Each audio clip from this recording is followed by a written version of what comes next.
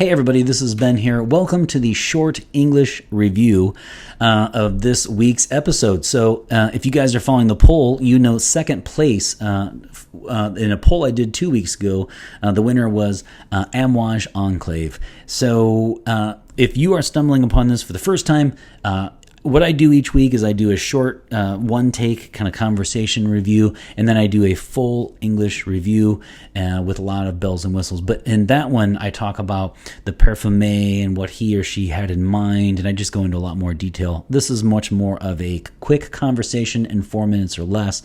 So if you'd like to know more about this fragrance, please check that one out. I also do the review in Spanish and Portuguese. You know, I must tell you, this one was, which was another one that is rewarding because it is so difficult to review. There were days when I wanted to give this a 2 out of 5, days a 3 out of 5, and days a 4 out of 5. Usually my initial impression is what sticks. That is definitely not the case for this one. This one, there's just a lot going on, not necessarily with the notes, but just with this fragrance. This one is a mint bomb. And what I really appreciate about this one is, here's what I think either the perfumer or Amouage had in mind.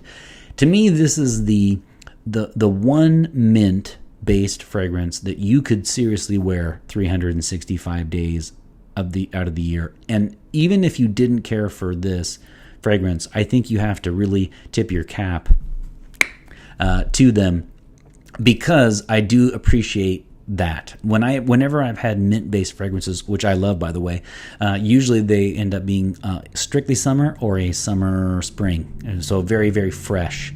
This one is different because this one is an amber fougere.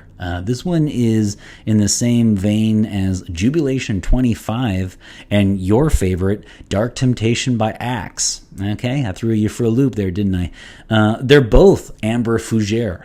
So this one is a spearmint bomb for the first hour.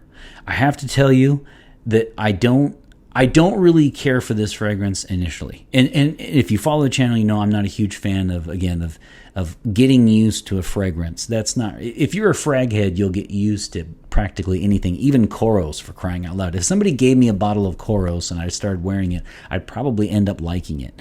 That said, this one I didn't care for initially. The initial blast on the first day is seriously like, it's like toothpaste and mouthwash. And I'm thinking $340 for this, for 3.4 ounce, 100 milliliter.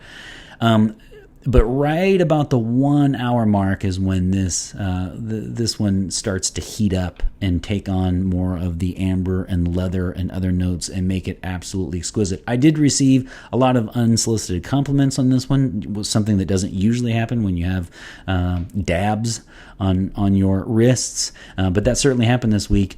I have really enjoyed this one. It's probably a 3.5 out of 5 for me, but I really appreciate the versatility and the daring factor, and I'm going to bump it up. I'm going to round up to a 4 out of 5 for this fragrance. Enclave by Amouage. If you'd like to know much more, probably much more than you ever imagined, check out my full English review. If not, have a great week and take care.